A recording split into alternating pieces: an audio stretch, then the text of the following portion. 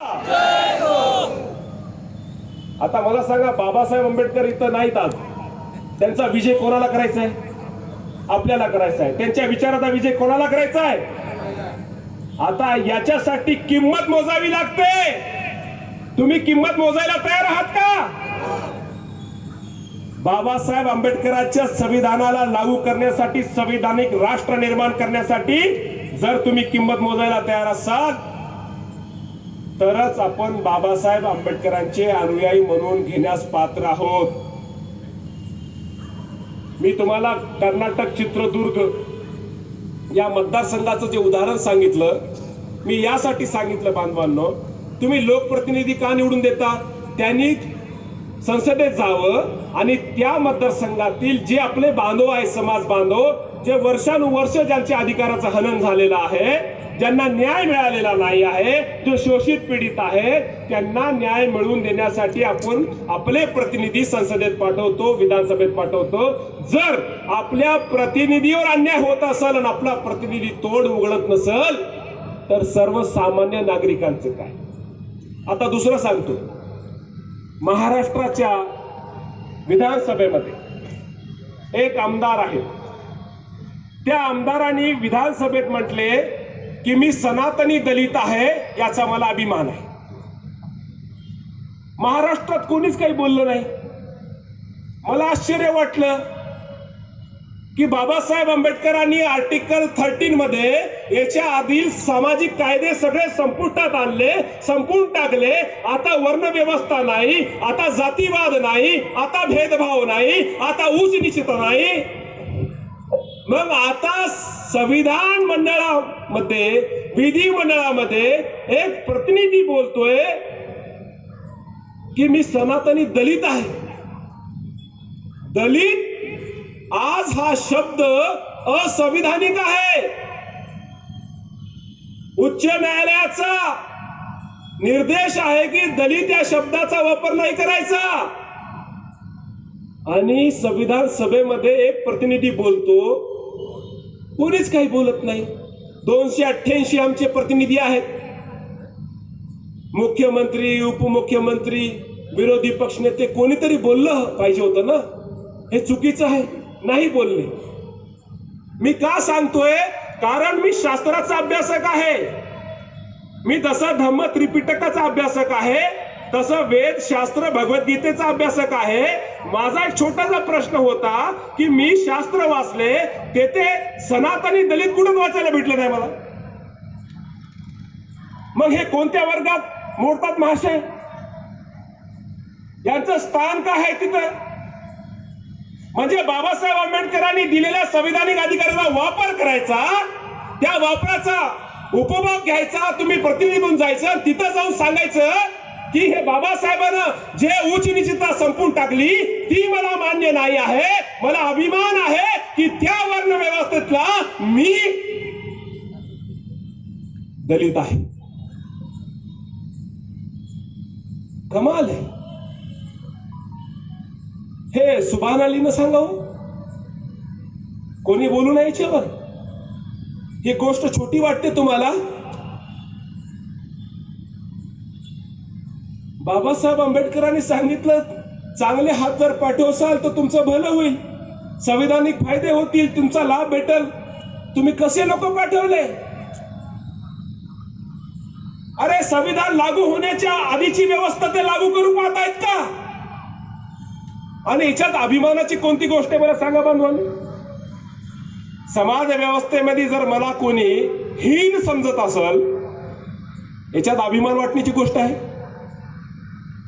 मी असं समजतो, जे लोकप्रतिनिधी, विधानसभेचे सदस्य आमचे बांधव आहेत, त्यांनी अज्ञानापोटी असं बोललं असेल. पण त्या विधी मंडळामध्ये शास्त्राचे जाणकार सुद्धा एक पंडित होते. त्यांची मूक संमती मला फार खटकली. मला यातना झाल्या की हा माझा बांधव अज्ञानापोटी बोलला असेल, पण तुम्हाला माहित होतं की ही संकल्पना आज लागू होऊ शकत नाही. संविधान लागू आहे, ही असंविधानिक आहे. मग तुम्ही त्यांना का थांबवलं नाही? बांधवांनो, म्हणजे मी ना इथं आलं पाहिजे आणि असं बोललं पाहिजे, बाबासाहेबांची स्तुती केली पाहिजे, तुमच्या कानाला ते चांगलं वाटेल, तुम्ही टाळ्या वाजवलं पाहिजे, त्याच्यामुळं बाबासाहेब आंबेडकरांच्या कोणत्या विचारावर आचरण होणार होतं? आता मला सांगा, मी या गरीब समाजाला काय सांगितलं पाहिजे? जर प्रतिनिधी असे असतील, काय सांगितलं पाहिजे? समाजाकडून काय अपेक्षा केल्या पाहिजे? यांच्या पोटा पाण्याचा प्रश्न सुटला नाही तर मग कसा, कोणाकडून अपेक्षा केल्या पाहिजे? आज तुमच्या उदगीरमध्ये जे सामाजिक समीकरण आहे, मी कर्नाटकला माझा कार्यक्रम झालं होतं, सगळे मंत्री होते, मला वाटते तेथील बिदरचे पालकमंत्री खरगे आहेत ना, खरगे होते. खरगे जे आहेत ते लिंगायत समाजाचे प्रतिनिधी आहेत, बरोबर? खंडरे बरोबर. ते आमच्या कार्यक्रमाला होते. 3 मिनिस्टर होते. आम्ही त्या खंद्रे साहेबाला म्हटलं, खंद्रे साहेब, बसव कल्याण ही बसवेश्वर महाराजांची भूमी आहे. बसवेश्वर महाराजांच्या भूमीमध्ये एक खासदार याच कर्नाटकमध्ये ए नारायण स्वामी, त्याच्यासोबत भेदभाव होतो, त्याच्याच मतदारसंघात त्याला पाय ठेवल्या देत नाही. येथे न्याय स्थापन करणं, त्या खासदाराला न्याय मिळवून देणं कोणाची जबाबदारी आहे? हे संविधानिक मूल्याची गोष्ट करतोय मी. कोण घेणार आहे पुढाकार? बसवेश्वर महाराजांचे विचार कोण आहेत? कोण सांगणार आहे वचन? बसवेश्वर महाराज 12व्या शतकामध्ये म्हणतात, आकाश एकच, वेशीतल्या आतल्या आणि बाहेरल्यासाठी, जमीन एकच, शूद्र आणि शिवालयासाठी. बसवेश्वर महाराजांचे विचार आहेत. आकाश एकच, वेशीतल्या आतल्या आणि बाहेरल्यासाठी, जमीन एकच, शूद्र आणि शिवालयासाठी, पाणी एकच, सोच आणि आचमनासाठी, कुळ एकच, स्वतःला जाणून घेण्यासाठी. पहा हो कुडल संगम देवा. बसवेश्वर महाराजांचे विचार, यांचा प्रसार, हे वचन सांगणं ज्याचं कर्तव्य होतं, त्यांनी या विचाराशी बेईमानी करावी, त्या धर्तीवर भेदभाव व्हावा. अरे बसवेश्वर महाराज म्हणतात, हे आकाश भेदभाव करते का? वेगळा आकाश आहे? वेशीतल्या आतल्यासाठी, वेशीतल्या बाहेरल्यासाठी वेगळा आकाश आहे का? ही धरती जी आहे ती वेगळी आहे का? शूद्रासाठी वेगळी, शिवालयासाठी वेगळी आहे का? जे पाणी हवी वापरतो, नैसर्गिक पाणी, बसवेश्वर महाराज म्हणतात, मी नाही, सोच्यासाठी पाणी तेच वापरतात तुम्ही निसर्गाचं, आणि आचमनासाठी म्हणजे देवपूजेसाठी सुद्धा तेच पाणी वापरतात हे बसवेश्वर महाराज.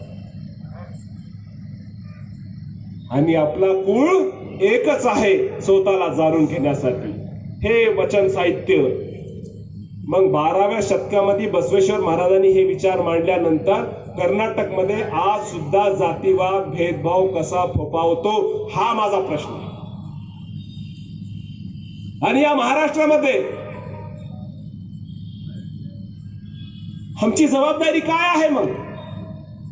आणि कोण जबाबदारी पार पाडणार आहे? भावनांनो, पुढं वचन साहित्यामध्ये बसवेश्वर महाराज म्हणतात, नको करू चोरी, नको करू हत्या, बोलूच नको मिथ्या, नका व नका रागवू, अन्याचा अनादर नका व करू, नका व करू कोणाची निंदा, नका करू स्वतःची स्तुती. हीच अंतरंग शुद्धी, हीच बहिरंग शुद्धी, हीच आमच्या कुडल संगम देवास आवडण्याची रीती. हे सप्तशील, अजून तुम्हाला शील सांगतो मी पंचशील सांगण्याच्या आधी, की हे वचन साहित्यामध्ये 135 नंबरचं वचन आहे. हे बसवेश्वर महाराज सांगतात. आता माझा प्रश्न हे आहे, ज्या महापुरुषाची आपण जयंती साजरी करतो, ज्या महापुरुषाचा आम्ही अभिमान बाळगतो, त्यांच्या तत्वावर आपण जीवन जगतो का? आचरण करतो का? मग याचा अर्थ काय आहे? याचा अर्थ आम्ही खोटारडे आहोत, आम्ही नाव तर घेतो बाबासाहेबाचं, नाव तर घेतो शिवाजी महाराजांचं, नाव तर घेतो महात्मा फुलेचं, नाव तर घेतो संतांचं, नाव तर घेतो बसवेश्वर महाराजाचं, पण आमच्या जीवनामध्ये त्यांची शिकवण, त्यांचे विचार दिसत नाही. अरे जो बसवेश्वर महाराजाला मानतो तो जातीवाद करू शकत नाही, आणि जो जातीवाद करतो तो बसवेश्वर महाराजाचा नाही. बाबासाहेब आंबेडकरांनी त्यांचंच कार्य पुढे संविधानामध्ये सुरक्षित केलेलं आहे. अनुभव मंटपाच्या माध्यमातून जी संसदीय लोकशाही 12व्या शतकामध्ये बसवेश्वर महाराजांनी स्थापन केली होती, तीच लोकशाही संविधानामध्ये डॉक्टर बाबासाहेब आंबेडकरांनी सुरक्षित केली. पण काही लोकांना भीती आहे, हे सत्य सांगू नये. मला 15 वर्ष लागले. मी शिवजयंतीमध्ये बाबासाहेब सांगायचो, मला चिठ्ठ्या यायच्या की सर तुम्ही बाबासाहेब सांगू नको. बाबासाहेब आंबेडकर जयंती शिवाजी महाराज सांगायचो, पुन्हा चिठ्ठी यायच्या शिवाजी महाराज सांगू नका. मी म्हटलं तुम्हाला शिवाजी महाराजांचा संघर्ष कळणार नाही तर बाबासाहेबांचं महत्व कळणार नाही. जर बाबासाहेबांचा तुम्हाला संघर्ष कळणार नाही तर शिवाजी महाराजांचं महत्व कळणार नाही. अरे हे महापुरुष एका जातीचे नसतात, यांचा संघर्ष, यांचा त्याग मानव जातीच्या कल्याणासाठी. तर बांधवांनो, एका मुस्लिमाला ही जबाबदारी घ्यावी लागली. हे सगळे संत महापुरुष त्यांचे खरे विचार बहुजन बांधवापर्यंत पोहोचावे. आणि शेवटी आमचा उद्देश हेच आहे, महाराष्ट्रातला 2 कोटी मराठी मुस्लिम समाज हा बहुजन समाजाचा अविभाज्य घटक आहे. बहुजन महापुरुषांच्या विचारांचा वारस आहे. आम्ही या महापुरुषांना अपेक्षित समाज आणि राष्ट्र निर्माण करण्यासाठी कोणतीही किंमत मोजायला तयार आहोत. आता प्रश्न तुमचा आहे की तुम्ही या महापुरुषांच्या विचारासाठी काय किंमत मोजायला तयार आहात, काय संघर्ष करायला तयार आहात, हे तुम्ही आज ठरवायचं आहे. माझ्या बांधवांनो, की फक्त महापुरुषाची जयंती साजरी करणं. मी तुम्हाला एक उदाहरण देऊन सांगतो. तुमचे वृद्ध आई वडील आहेत आणि तुम्ही आई वडिलांची खूप आदर सन्मान करता, खूप आज्ञाकारी आहात, बरोबर. आता तुमची आई म्हणते की बाळा मला खोकला येतोय, मला खोकल्याचं औषध आणून दे. तुम्ही म्हणतात नाही, औषध नाही आणून देणार. आई तू महान आहेस, आई तू खूप महान आहेस, आई तुझी कीर्ती महान आहेस, तू खूप संघर्ष केला, मला हे जीवन दिलं. आई तुला परिश्रम केलं म्हणून मी हे जग पाहतोय. हो बाळा खरं आहे, पण मला खोकला येतोय, मला खोकल्याचं औषध आणून दे. नाही आई मी औषध आणून देणार नाही, पण तू खूप महान आहेस, मी इथंच बसल, तुझे पाय दाबल, तुझे पाय पडल, तुझे हात दाबल, तुझं डोकं दाबल. पण आई म्हणाली नाही मला खोकल्याचं औषध आणून दे. आम्ही म्हणतो औषध आणून देणार नाही. याला आज्ञाकारी पुत्र म्हणता येईल का? म्हणता येईल का? झोपले का तुम्ही? मला सांगा, जो आपल्या आईचा उपदेश अंमलात आणत नाही, फक्त आईची स्तुती करत राहतो, त्याला आज्ञाकारी पुत्र म्हणता येईल का? जर ज्याच्या बापानं त्याला उपदेश दिला, बाळा मला तहान लागली, मला पाणी आणून दे, तो म्हणतो नाही बाबा तुम्ही महान आहात, बाबा तुमच्या संघर्षामुळे मी आज आहे, मी आज जिथं आहे तुमच्यामुळे आहे, बाबा तुम्ही खूप महान आहात, तुम्ही खूप कष्ट घेतले माझ्यासाठी. बाप म्हणतोय हो बाळा, पण मला तहान लागली, मला पाणी दे. आम्ही म्हणतो पाणी देणार नाही, तुमची स्तुती करणार बाबा. याला आज्ञाकारी पुत्र म्हणता येणार नाही. तसं बाबासाहेब आंबेडकरांनी आम्हाला सांगितलेलं आहे की बाबासाहेब आंबेडकरांनी आयुष्यभर संघर्ष करून शोषित पीडितांच्या हा न्याय आणि हक्काचं संविधानिक हे जे रथ आम्हाला दिलेलं आहे त्याला पुढे घेऊन जा, ही चिंता बाबासाहेबाला होती. म्हणून तुम्ही जयंतीच्या दिवशी संकल्प करून सांगायचा आहे, बाबासाहेब तुम्हाला चिंता होती, हे संविधानिक रथ पुढे कोणी घेऊन जाणार नाही, कमीत कमी मागं नाही आलं पाहिजे. बाबासाहेब तुमची शपथ घेऊन सांगतो, माझे लेकरं कुर्बान करीन, स्वतःला समर्पित कराल बाबासाहेब, पण तुमचा रथ किंचितही मागे येऊ देणार नाही, त्याला पुढे घेऊन जाण्यासाठी प्रयत्न करा. हे संकल्प तुम्हाला करायचा आहे बांधवांनो. नाही तर मग औपचारिक जयंती साजरी करू नका. लोकशाहीमध्ये परिवर्तन आणण्यासाठी राजकीय तुम्हाला दुसऱ्या समुदायाला सोबत घ्यावं लागेल. आज मला सांगा, येथे दुसरा समुदाय कमवून नाही.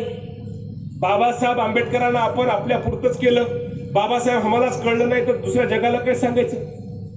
काय सांगायचं मला सांगा. बाबासाहेब दलितांचे आहेत का हो? हा, मग ते कोलंबिया विद्यापीठवाले दलित आहेत? हा, केम्ब्रिज विद्यापीठावाले दलित आहेत का? मग त्यांना कळलं तर आम्ही आमच्या समाज बांधवाला का सांगू शकत नाही? तुम्ही का समजून सांगू शकले नाही? बाबासाहेब आंबेडकर संविधान सभेत कुठून गेले? पश्चिम बंगाल मधून गेले ना. महार आहेत का तिथं? आहेत?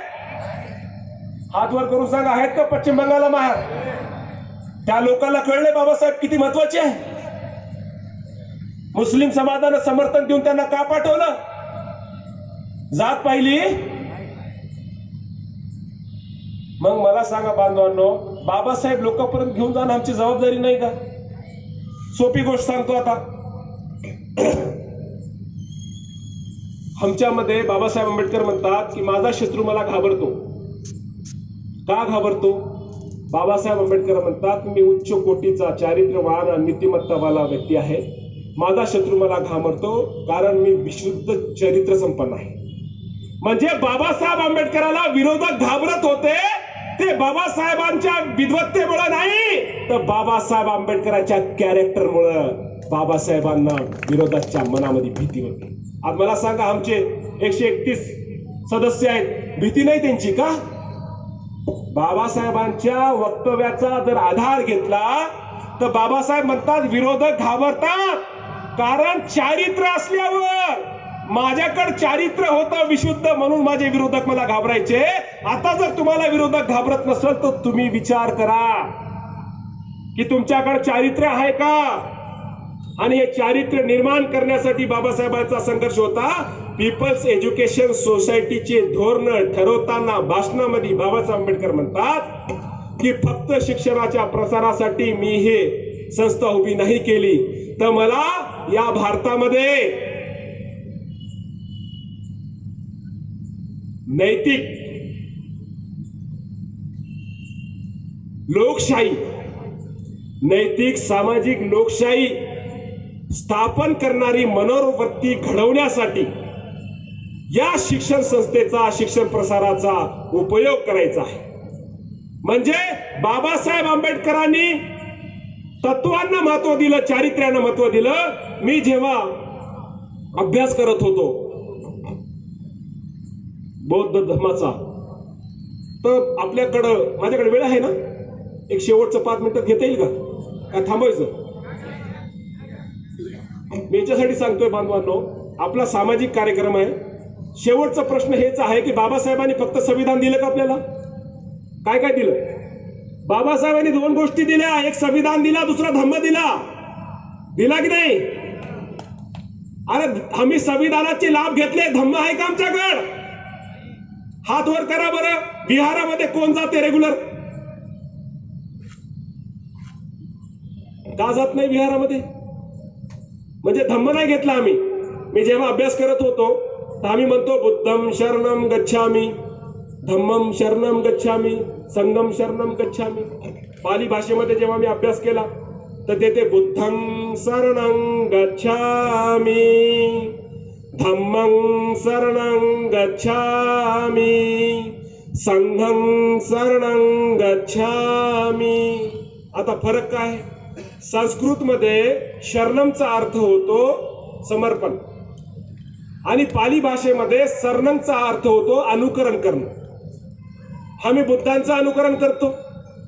आम्ही धम्म म्हणजे बुद्धांच्या शिकवणीचा अनुकरण करतो. आम्ही संघाचं अनुकरण करतो म्हणजे बुद्धांचे जे सहकारी आहेत, जे धम्माचा प्रचार आणि प्रसार करतात, या विद्वानांच्या उपदेशाचं अनुकरण करतो. मला सांगा बांधवांनो, आम्ही करतो का? करतो अनुकरण आम्ही? आम्हाला जर बौद्ध व्हायचं असेल तर आम्हाला पंचशील आणि त्रिसरण याचं पठण करावं लागते, बरोबर? आता पंचशील मध्ये आम्ही काय म्हणतो? पानातिपाता वीरमणी सिक्खापदं समादियामि आदिन्नदाना वीरमणी सिक्खापदं समादियामि. सुमेच्छाचारा वीरमणि सिक्खापदं समादियामि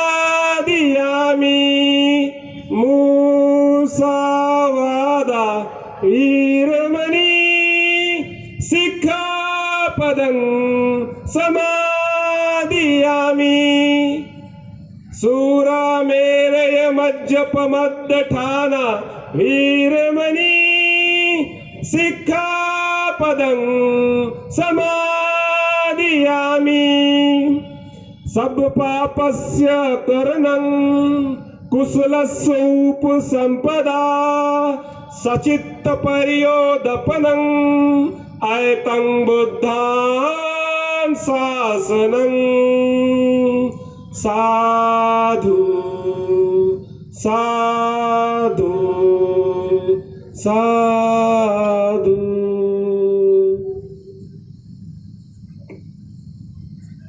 बरोबर आहे बांधवांनो? काय चुकलं माझं? नाही. हात वर करून सांगा जरा बरोबर असलं तर. आता मला सांगायचा अर्थ काय? आम्ही बुद्धाशी कमिटमेंट करतोय की आम्ही हिंसा करणार नाही, आम्ही चोरी करणार नाही, आम्ही व्यभिचार करणार नाही, आम्ही खोटे बोलणार नाही, आम्ही नशा करणार नाही. बरोबर आहे ना? बरोबर. आता मला सांगा, याच्यावर आचरण करतो आपण? करतो आचरण? मला सांगा मग, बाबासाहेबांनी फक्त संविधान नाही दिला, धम्मही दिला, पंचशीलही दिला, असा समाज आम्हाला निर्माण करायचा आहे. आता आश्चर्य तुम्हाला वाटेल, हीच गोष्ट जर मी मुस्लिमांना म्हटलं की बाबा या पंचशीलचे कोणते तत्व आहे जे तुम्हाला नको आहेत, ते म्हणतील हे तर आमच्या कुराणामध्ये आदेश दिलेला आहे. जर आता मी मुस्लिमांना सांगितलं कुराणाचा श्लोक, या अय्युहल्लझीना आमनू इन्नमल खमरू वल मैसरू, हे मुस्लिमानो, श्रद्धावंतानो, तुम्ही दारूपासून अलिप्त राहा, दूर राहा, जुगारापासून अलिप्त राहा, तुम्ही यशस्वी होसाल. मला सांगा, हे जे मूल्य आहे, नैतिक मूल्य, यावर आधारित राष्ट्र निर्माण करण्यासाठी प्रबुद्ध भारत हे मिशन बाबासाहेबांनी दिलं होतं, ते आपण बाजूला ठेवलं आणि फक्त आम्ही एखाद्याला आमदार, एखाद्याला मंत्री, एखाद्याला खासदार, एवढंच आमचा उद्देश राहिला जीवनाचा. याच्या पुढे काय आहे? मी उदगीरमध्ये आलो, तुम्ही इथे बसलेले आहेत, मी कशासाठी आलो? मी यासाठी आलो की येथे बाबासाहेबाचा, गौतम बुद्धाचा कोणी अनुयायी भेटेल आणि नंतर विचारासाठी स्वतःला समर्पित करत आणि या उदगीरमध्ये हे पंचशील जे आहे, जे तत्व आहे, नैतिक मूल्य आहे, तो रुजवील आणि एक आदर्श समाज, आदर्श राष्ट्र निर्माण करण्यासाठी प्रयत्न करत. मला सांगा, दारू मुक्ती अभियान कोणी चालवायला पाहिजे? पंचशीलवाल्यांनी ना चालवतो आपण.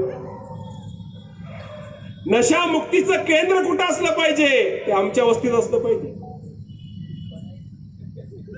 नैतिक समाज निर्माण करण्यासाठी आमचा प्रयत्न असावा. बांधवांनो, आपण मला इथे बोलवलं, मला विचार मांडण्याची संधी दिली, म्हणून आमच्या मोठ्या भगिनी डॉक्टर अंजुम खादरी ताई यांचं मी आभार व्यक्त करतो, अध्यक्षांचं करतो, आपण सर्वांचं करतो. आणि या प्रसार माध्यमातून जे लोक मला ऐकत असतील, त्यांनी मला ऐकलं, घरी बसून ऐकलं, त्यासाठी त्यांचे आभार व्यक्त करतो.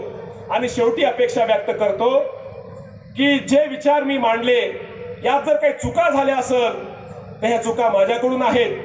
महापुरुषांच्या विचारांमध्ये चुका नाही आहेत, हे तुम्ही आत्मसात कराव्यात आणि त्यावर अंमलात आणून, आचरण करून एक महापुरुषाला अपेक्षित मानवतावादी समाज घडवावा, ही अपेक्षा व्यक्त करतो. आणि ईश्वरचरणी प्रार्थना करतो की ईश्वरा, बाबासाहेब आंबेडकरांनी ज्या समतेच्या मूल्यासाठी, स्वातंत्र्याच्या मूल्यासाठी, बंधुत्वाच्या मूल्यासाठी आपल्या आयुष्यभर संघर्ष केले, आपल्या मुलांच्या प्राणाची आहुती दिली, या संघर्षाला न्याय देण्यासाठी आम्हाला सद्बुद्धी व शक्ती द्यावी आणि संविधानिक राष्ट्र निर्माण करण्यासाठी आम्हाला शक्ती द्यावी आणि या भारताला सुजलाम सुफलाम मानवतावादी राष्ट्र करावं. व आखिर दावाना अल्हम्दुलिल्लाह रब्बिल आलमीन.